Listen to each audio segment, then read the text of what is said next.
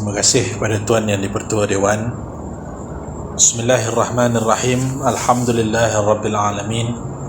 Wassalatu wassalamu ala asyrafil anbiya'i wal mursalin wa ala alihi wa ashabihi wa man tabi'ahu bi ihsani ila yaumiddin.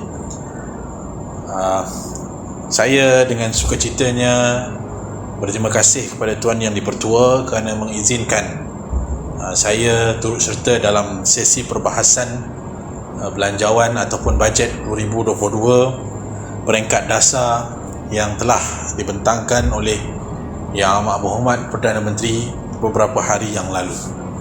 Saya terus fokuskan kepada perbahasan saya kepada 3 perkara penting. Yang pertamanya ialah melihat keseluruhan daripada bajet ini, dan saya melihat kepada keseluruhan peruntukan yang diberikan dalam sektor pendidikan melibatkan Kementerian Pendidikan Malaysia dan Kementerian Pengajian Tinggi. Secara keseluruhannya kita melihat belanjawan ataupun bajet kali ini adalah bajet yang sama seperti tahun-tahun yang lalu, khususnya Kementerian Pendidikan Malaysia dan Kementerian Pengajian Tinggi. Kerana kita tahu sektor pendidikan setiap tahun merupakan sektor yang paling besar mendapat peruntukan daripada perbelanjaan yang disediakan oleh kerajaan. Namun dalam peruntukan yang sebesar itu tidak ada satu nilai yang gah untuk kita sama-sama teruja untuk mendengar apakah nilai yang perlu disamakan dengan peruntukan besar itu bagi sektor pendidikan. Dia berarti sama. Tidak ada nilai ataupun sebuah perkara yang luar biasa untuk kita angkat, untuk kita kenangkan. Inilah belanjawan yang benar-benar mahu memperkasakan sistem pendidikan di negara kita. Umum mengetahui dan umum sendiri mengalaminya. Keadaan negara yang ditimpa dengan pandemik COVID-19, Perintah Kawalan Pergerakan PKP, dan dengan syarat-syarat dan perkara-perkara itu menimbulkan titik-titik kemiskinan dalam rakyat negara kita. Oleh itu, dengan keadaan situasi yang luar biasa ini, perlulah ia diterjemahkan dalam peruntukan yang diberikan oleh Kementerian Kewangan Malaysia kepada sektor pendidikan ini.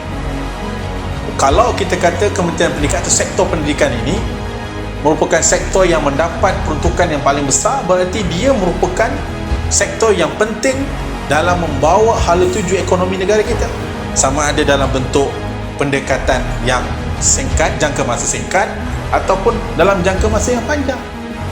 Tetapi dalam keadaan kerencaman, keributan, permasalahan yang timbul dalam negara kita ini, kita tak terjemahkannya dalam sektor pendidikan. Sedangkan dalam sektor pendidikan ini jugalah yang mampu membetulkan semula keadaan ini. Dengan sektor pendidikan ini jugalah kita mampu memulihkan keadaan yang telah dan sedang berlaku di negara kita ini. Hakikatnya corak agihan peruntukan kita tetap sama seperti dulu. Menyebut soal sekolah daif, menyebut soal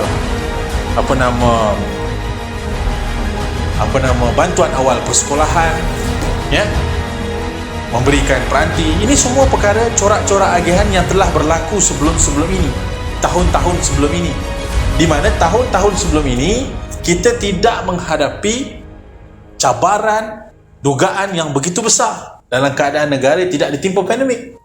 Tahun lepas ia baru bermula dan kesan itu nampak pada tahun ini. Bila kita masuk kepada fasa endemik, berarti kita perlukan sebuah pemulihan yang begitu besar. Kita perlukan sebuah corak agihan peruntukan itu kepada satu perkara yang luar biasa. Kerana apa? Kerana situasi negara kita sekarang ini, malah di seluruh dunia, menghadapi situasi yang luar biasa. Maka corak agihan itu pun luar biasa.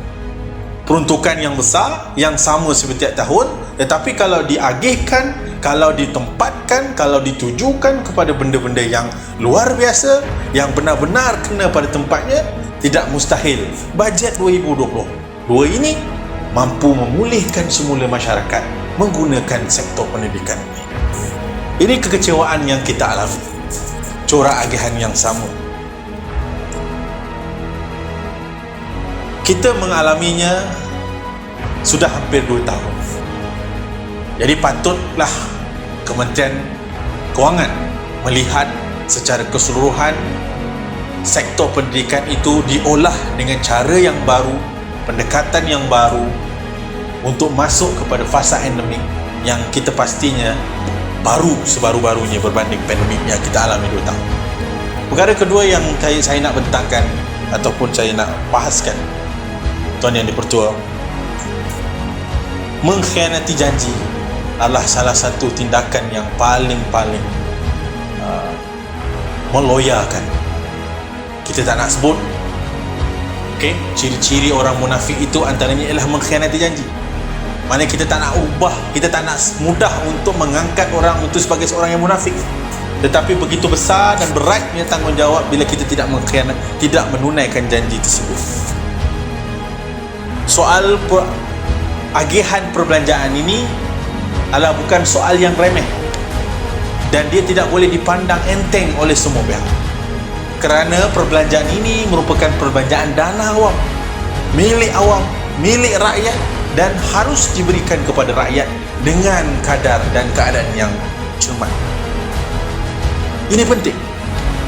Tetapi kita lihat agihan yang tidak berkesan dan tidak menghormati apa yang dikatakan dalam Belanjawan 2021 itu merupakan satu kemalangan yang begitu besar bagi negara kita.